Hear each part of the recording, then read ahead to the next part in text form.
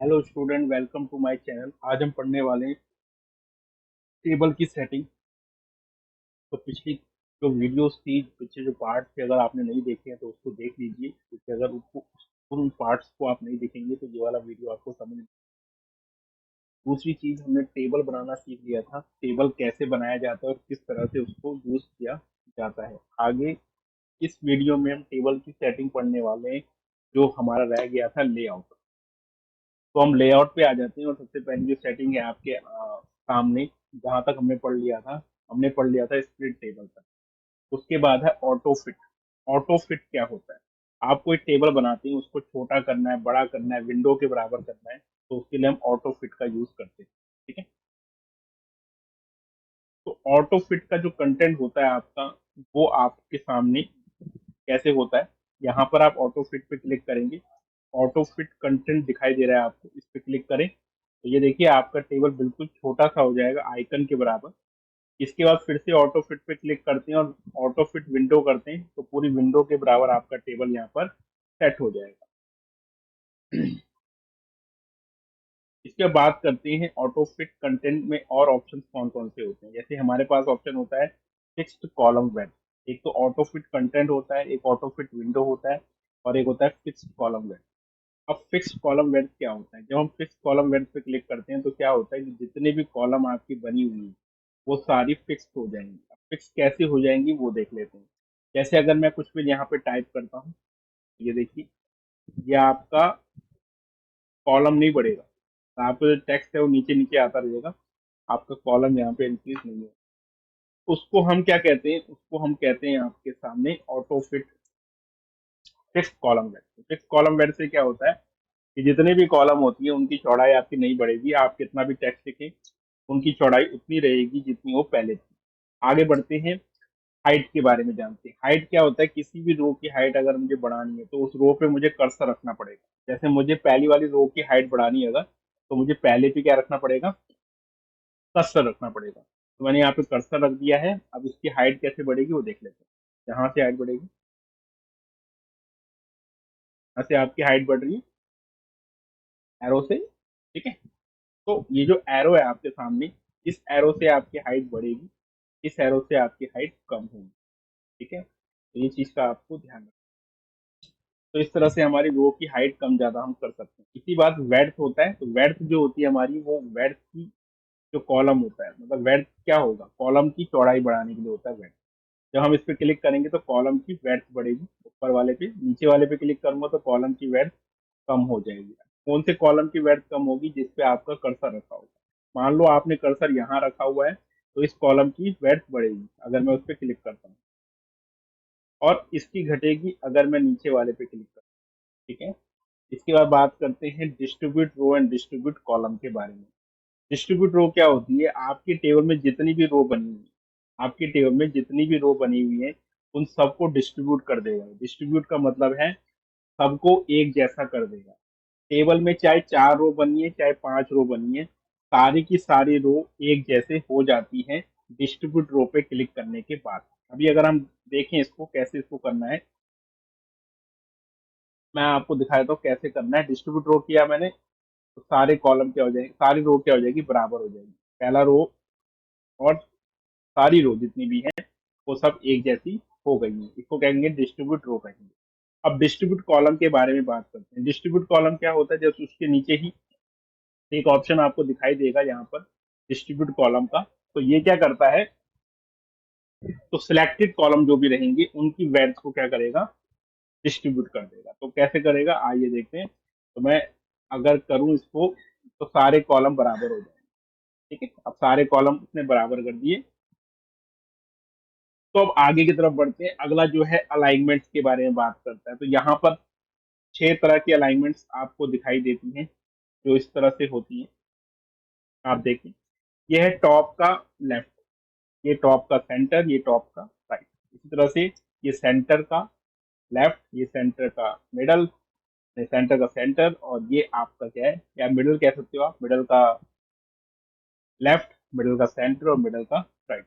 इसी तरह से सबसे नीचे अगर हम आते हैं तो ये होता है आपका बॉटम। तो बॉटम का लेफ्ट, बॉटम का सेंटर और बॉटम का राइट। तो ये किस लिए होता है कि टेक्स्ट की अलाइनमेंट करने के लिए होता है। अगर मैं चाहता हूँ कि जितने भी टेक्स्ट है वो सारे के सारे क्या हो जाए, मिडल के सेंटर पे आ जाए, तो आप मिडल के सेंटर पे क्लिक कर देंगे। ठीक है, आप कहाँ पे क्लिक करेंगे, यहाँ पर मिडल के सेंटर पे। तो जैसे ही आप इस मिडल के सेंटर पे क्लिक करेंगे तो जितनी भी आपके टेक्स्ट लिखे जाएंगे वो सब इसी अलाइनमेंट के थ्रू चलेंगे। ठीक है, आगे बढ़ते हैं टेक्स्ट का डायरेक्शन।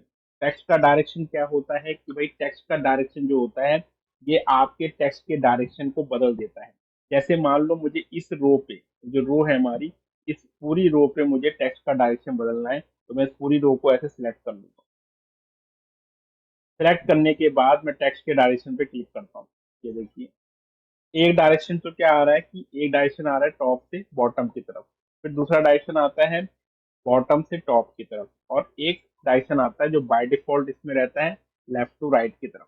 ठीक है, तो ये तीन डायरेक्शन इसमें हम यूज कर सकते हैं। इसके बाद बात करते हैं सेल मार्जिन।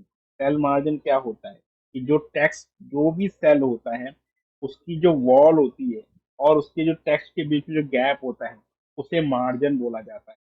अब ये मार्जिन कैसे हम करते हैं वो देख लेते हैं। सबसे पहले हम सेल मार्जिन पे क्लिक करते हैं। अब यहाँ पर जो सेल मार्जिन दे रखे हैं उसमें टॉप में कितना मार्जिन देना है, यानी कि टॉप से कितना मार्जिन होगा उतना मार्जिन मैं यहाँ पे दे देता हूँ। मैं कह रहा हूँ बॉटम से कितना मार्जिन होगा तो उतना मार्जिन मैं यहाँ पे दे सकता हूँ। ठीक है, अगर आप देखें तो इसमें तीन चार ऑप्शन है आपका। एक तो टॉप वाला है कि टॉप से आप मार्जिन दे दें या कम कर दें। एक बॉटम है, बॉटम से आप मार्जिन दें या कम करें। उसके बाद लेफ्ट है, लेफ्ट से आप मार्जिन दें या कम करें। उसके बाद राइट है, राइट से आप मार्जिन दें या कम करें। इसके बाद क्या होता है, यहाँ पर ओके का बटन, यहाँ पे एक ऑप्शन दे रखा है allow the spacing between the cell. अगर मैं चाहता हूँ दो सेलों के बीच में एक स्पेस भी हो जाए तो इस पे मैं टिक कर दूंगा। तो यहाँ से आप क्या कर देंगे, सेल के बीच में भी स्पेस दे सकते हैं। इसके बाद है ऑटो में resize to fit content, automatically resize. ठीक है, जब हम कंटेंट को फिट करें तो वो ऑटोमेटिकली रिसाइज हो जाए, कॉलम उसी अकॉर्डिंग हो जाए जिस अकॉर्डिंग हम टेबल को फिट कर रहे हैं या कंटेंट को लिख रहे हैं। ठीक है, तो इस पे भी हम टिक करके ओके कर देते हैं। अभी अगर आप देखोगे तो यहाँ पर सेल पे क्या आ गया, मार्जिन आ गया है, सेल पे गैप आ गया है, क्योंकि सेल स्पेसिस बिटवीन में जो ऑप्शन था वो हमने यूज किया था, जिससे कि सेल पे क्या आ गया है, दो सेलों के बीच में क्या आ गया है, गैप आ गया, स्पेस आ गया है। तो जितने भी सेल आपके बने हुए हैं इस टेबल में उन सारे सेलों के बीच में स्पेस आ गया। अगर आप स्पेस नहीं चाहते हैं तो सेल मार्जिन पे दोबारा जाकर आप क्या करें, उस allow spacing between the cell है उसको अनचेक कर देंगे और ओके कर देंगे, तो जैसे पहले था बिल्कुल वैसे ही ये टेबल आ जाएगा आपका। ठीक है, तो इस तरह से ये टेबल हम कर सकते हैं।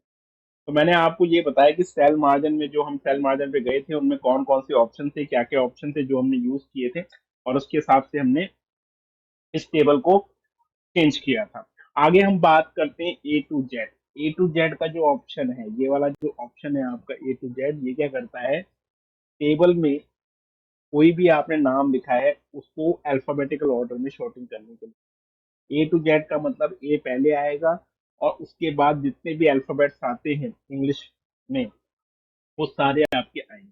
तो किस तरह से ये होता है, जैसे अगर मैं यहाँ पर जो भी हमारा टेबल दे रखा है, जो भी हमारा टेबल है उस टेबल को मैं सिलेक्ट कर दूंगा। अब होता क्या है कि भाई हमें इस नेम के अकॉर्डिंग को शॉर्टिंग करना है। तो इस नेम के अकॉर्डिंग जो हमें शॉर्टिंग करना है तो हमें ए टू जेड पे क्लिक करना होगा। तो जैसे ही मैं ए टू जेड पे क्लिक करता हूँ तो इस तरह के ऑप्शन आपके सामने आ जाएंगे, इस तरह से।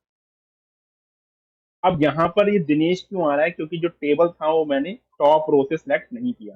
तो पहले तो हमें टेबल को टॉप रो से सिलेक्ट करना होगा जहां से टेबल स्टार्ट हो रहा है, तभी वो उसकी शॉर्टिंग कर पाएगा, क्योंकि फील्ड के अकॉर्डिंग ही वो शॉर्टिंग करेगा, यानी टॉप रो के अकॉर्डिंग ही वो हमारे डेटा को शॉर्ट करेगा। तो मैंने पहले टेबल को सिलेक्ट कर लिया है। ठीक है, तो इस तरह से भी कर सकते हैं और इस टेबल पे भी क्लिक करके कर सकते हैं। अब यहाँ पर जब लेआउट पे आए तो ए टू जेड पे क्लिक किया, तो यहाँ आप देख रहे हो नेम। अब आपको किसके अकॉर्डिंग शॉर्टिंग करना है, नेम के अकॉर्डिंग करना है। ठीक है, इंग्लिश, हिंदी, मैथ, टोटल, किसके अकॉर्डिंग करना है। मान लो मुझे उस टेबल को नेम के अकॉर्डिंग शॉर्टिंग करना है, ठीक है, तो मैं नेम को सिलेक्ट कर लूंगा। मैं आपको टोटल के अकॉर्डिंग भी बताऊंगा, अभी मैंने टोटल ऐड नहीं किया है, तो जब हम टोटल ऐड करेंगे तो दोबारा मैं टोटल के अकॉर्डिंग भी आपको शॉर्टिंग करके बताऊंगा, पर अभी मैं नेम के अकॉर्डिंग करके दिखा रहा हूँ आपको। मैंने नेम को सिलेक्ट किया और यहाँ पर असेंडिंग ले लिया। असेंडिंग का मतलब होता है बढ़ते हुए क्रम में, यानी कि ए से जेड के फॉर्म में, ठीक है। और डिसेंडिंग उल्टा चलता है, यानी कि जेड टू ए के फॉरवर्ड पे चलता है। तो पहले मैं असेंडिंग कर, मैंने टिक कर दिया है, नेम वहां से ले लिया और यहाँ पर असेंडिंग कर दिया, उसके बाद में ओके कर दिया। तो जैसे ही मैं ओके करूंगा आप देखोगे यहाँ पर शॉर्टिंग हो गया अल्फाबेटिकल ऑर्डर में, कि पहले बी आ रहा है विपिन, फिर दिनेश आ रहा है डी, फिर हर्ष आ रहा है एच, और फिर उसके बाद विकास और जतिन आ रहा है। यानी कि ये कैसे फॉर्मेट में शॉर्टिंग हो चुके हैं, असेंडिंग ऑर्डर में हो। अब इनको डिसेंडिंग में करके देख लेते हैं। फिर मैंने दोबारा क्लिक किया और जब मैं इस पे गया शॉर्टिंग में, तो यहाँ पर नेम आ रहा है, तो नेम हमने सेलेक्ट कर रखा है।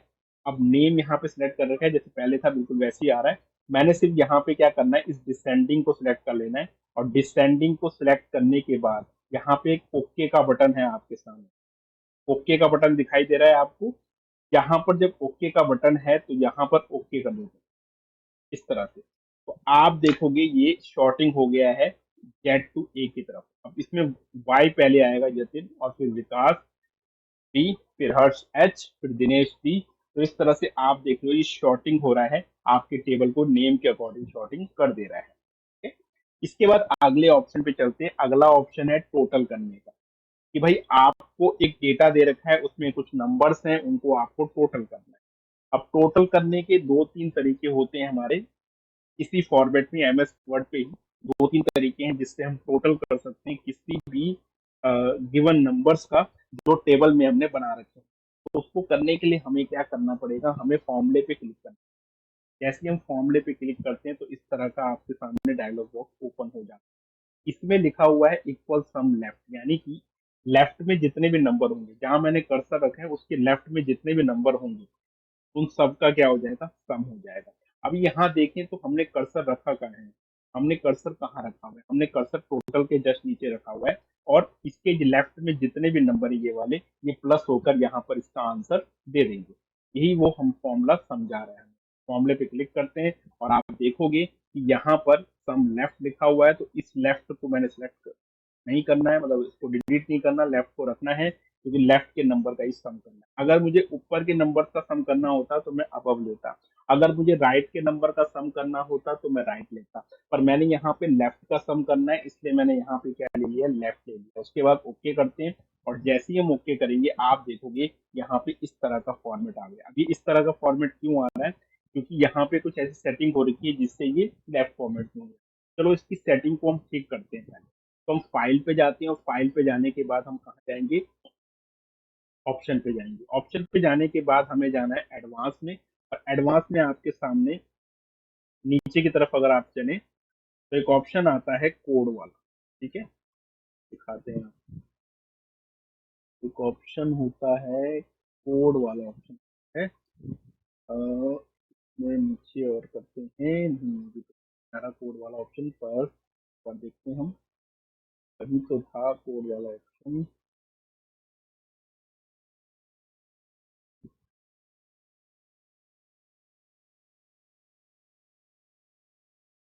तो है एडवांस में ही होता है। अभी देखते हैं हम इसमें कहीं पे आ रहा है वो ऑप्शन। तो आपके साथ भी अगर कोई ऐसी प्रॉब्लम होती है तो उसको ठीक कर सकते हो आप एडवांस वाले ऑप्शन पे। तब मुझे वो ऑप्शन दिख नहीं रहा है। हाँ देखो, show field code instead of their value, मैं आपको दिखा देता हूँ ये क्यों आ रहा था ऐसे।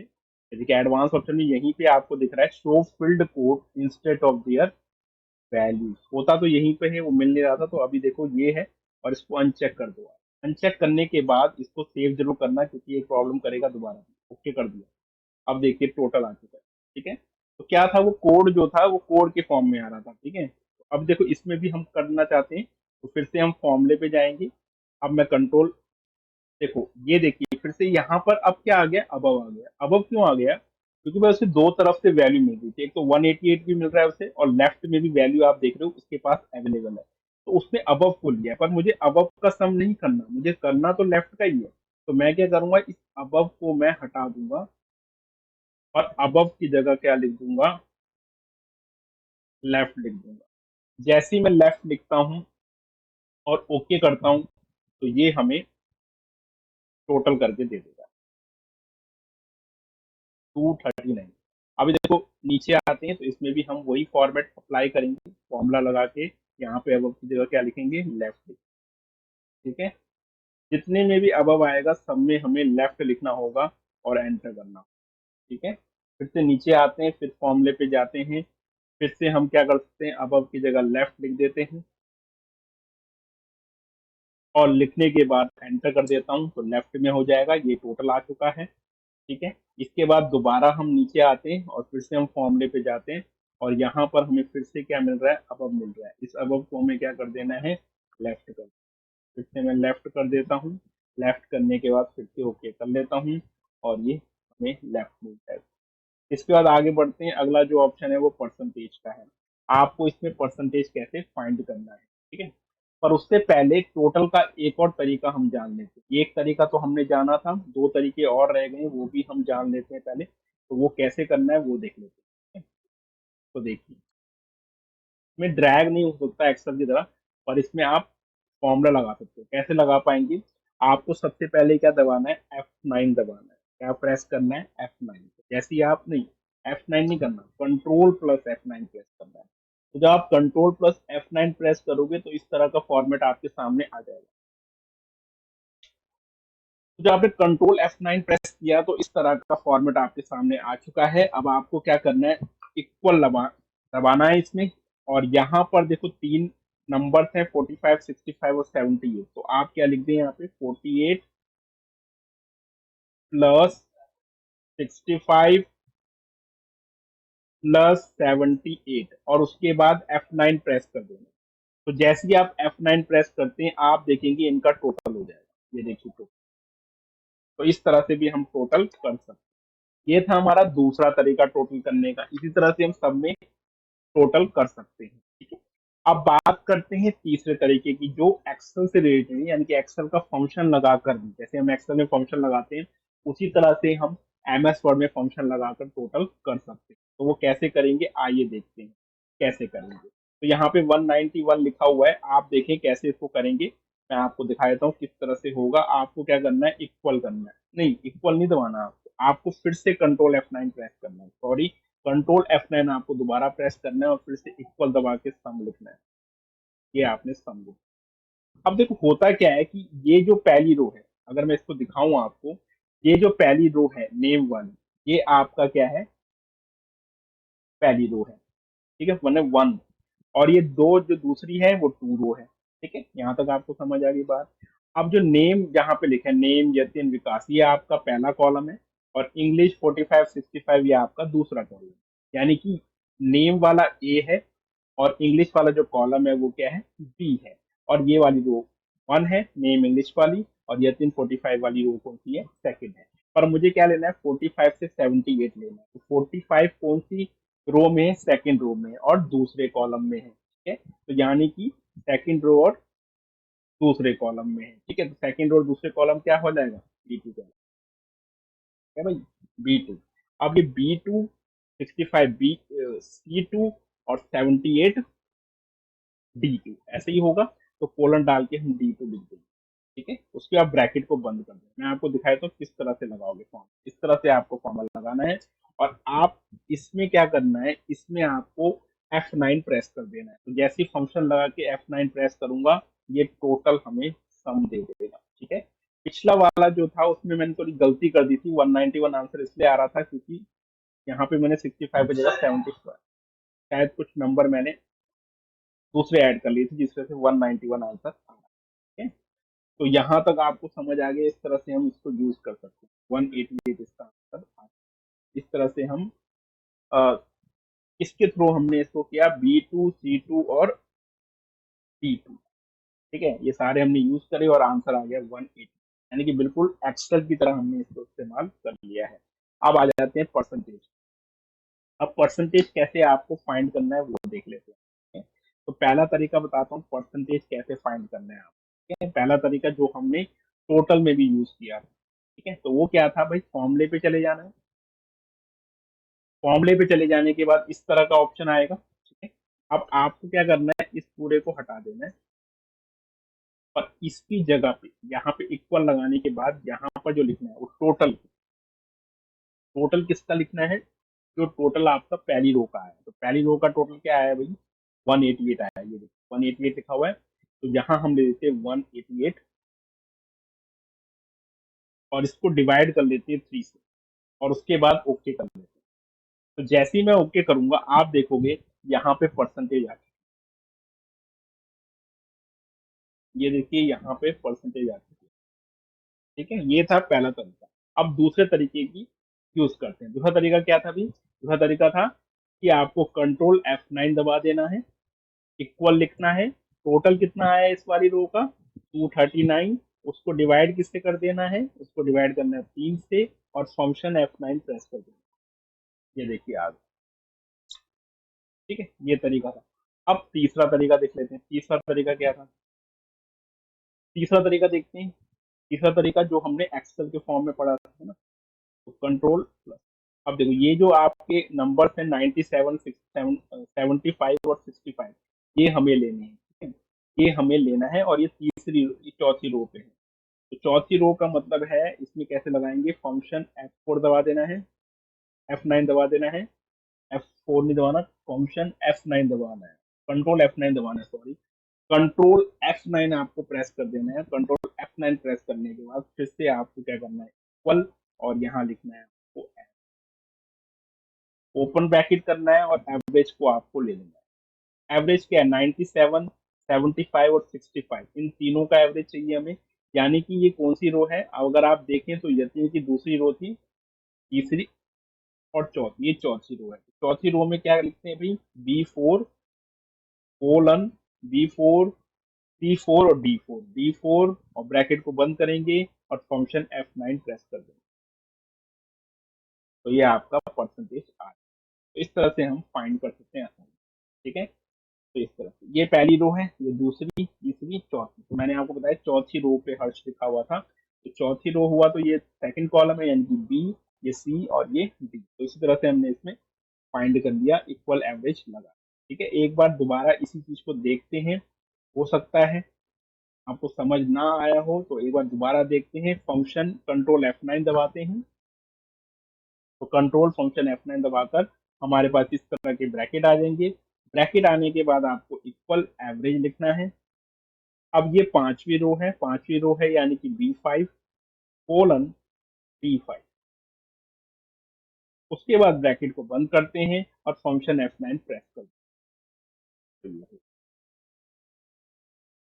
इसी तरह से अब और नीचे आ जाते हैं, और नीचे आ जाएंगे तो यहाँ पर भी आपको तीन दिख रहे हैं, 74, 90 और 93। तो इसमें भी हम लगाने की कोशिश करते हैं। कंट्रोल F9 प्रेस कर देना है आपको, सॉरी, आपको क्या प्रेस कर देना है, कंट्रोल F9, कंट्रोल F9 आपको प्रेस कर देना है।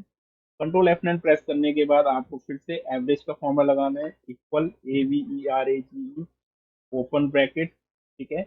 अब ये B6 हो जाएगा क्योंकि B5 ऊपर वाला था, तो B6 कोलन B6, ठीक है। ब्रैकेट को बंद किया और F9 को प्रेस कर दिया, तो ये आपका टोटल आ गया। तो आपको समझ आ गया हो कैसे हमने यहाँ पे टेबल में से टोटल और परसेंटेज को फाइंड किया है। अब आगे के फॉर्मेट में चलते हैं। अगला जो ऑप्शन है आपका, फॉर्मूला खत्म होने के बाद अगला ऑप्शन आता है कन्वर्ट टू टेक्स्ट। आपको कहाँ दिखेगा ये ऑप्शन, ये आपको फॉर्मूला के जस्ट ऊपर ही दिखेगा, कन्वर्ट टू टेक्स्ट। किसी टेक्स्ट को, किसी टेबल को टेक्स्ट में कन्वर्ट करना। ऐसे MS वर्ड में दोनों चीजों से होता है, टेक्स्ट भी हमारा टेबल में कन्वर्ट हो जाता है और टेबल भी हमारा टेक्स्ट में कन्वर्ट हो जाता है।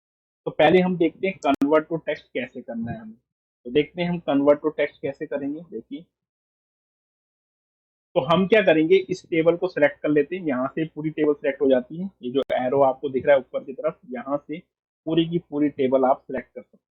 टेबल सिलेक्ट होने के बाद यहाँ पर एक ऑप्शन आ रहा है convert to text, convert to text, उस पर क्लिक कर देता हूँ। तो जैसे ही मैं क्लिक करूंगा आपके पास इस तरह के कुछ ऑप्शन सामने आ जाएंगे।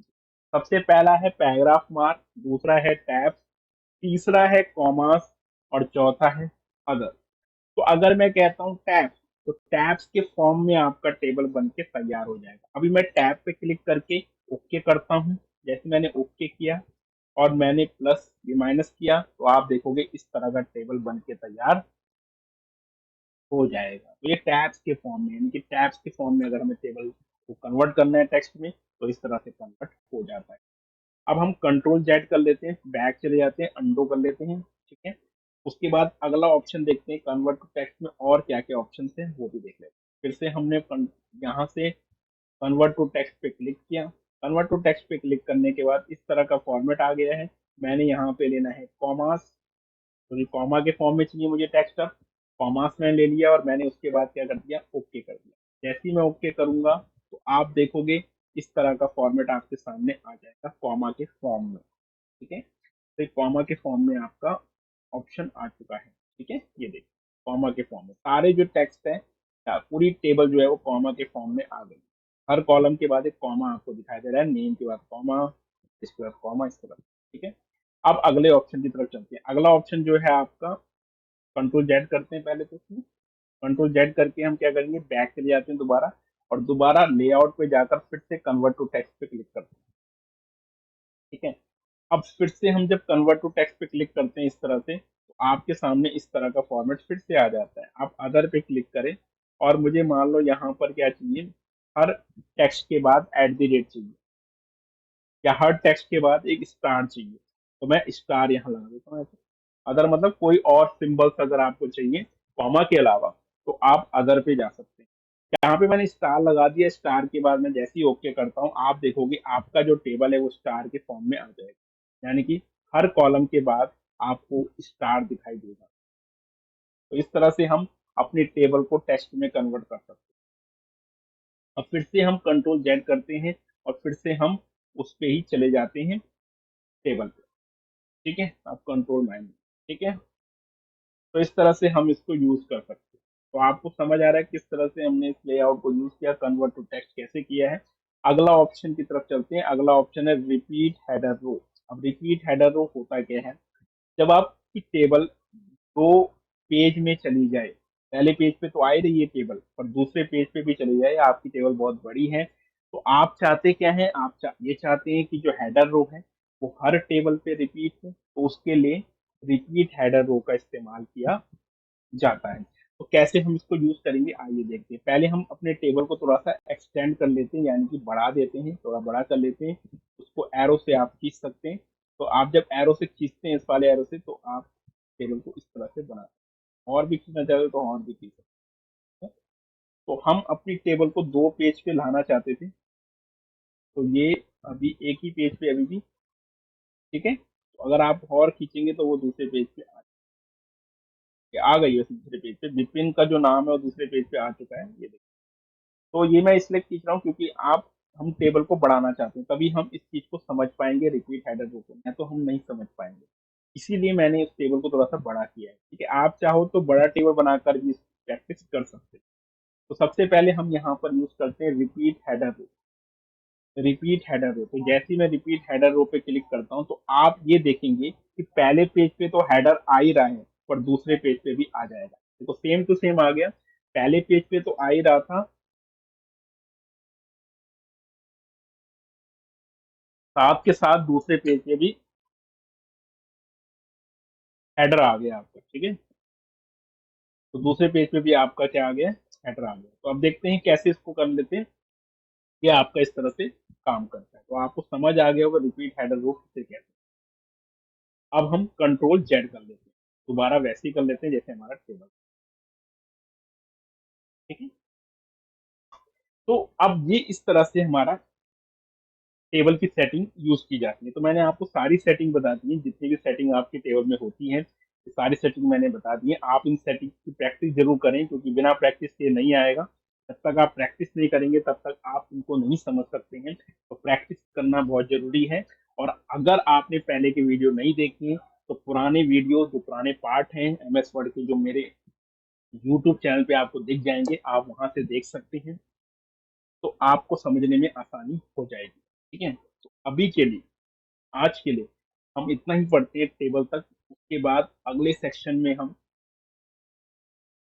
इंसर्ट टैब को और आगे पढ़ेंगे, जैसे पिक्चर पढ़ेंगे, शेप पढ़ेंगे, ग्राफ कैसे बनाना है वो पढ़ेंगे। ये सब चीजें हम पढ़ने वाले अगले क्लास में। तो तब तक के लिए गुड बाय, एंड हमारे चैनल को सब्सक्राइब करें, लाइक करें, कमेंट करें। अगर आपको हमारे वीडियो पसंद आते हैं तो सब्सक्राइब जरूर करें। Thank you so much.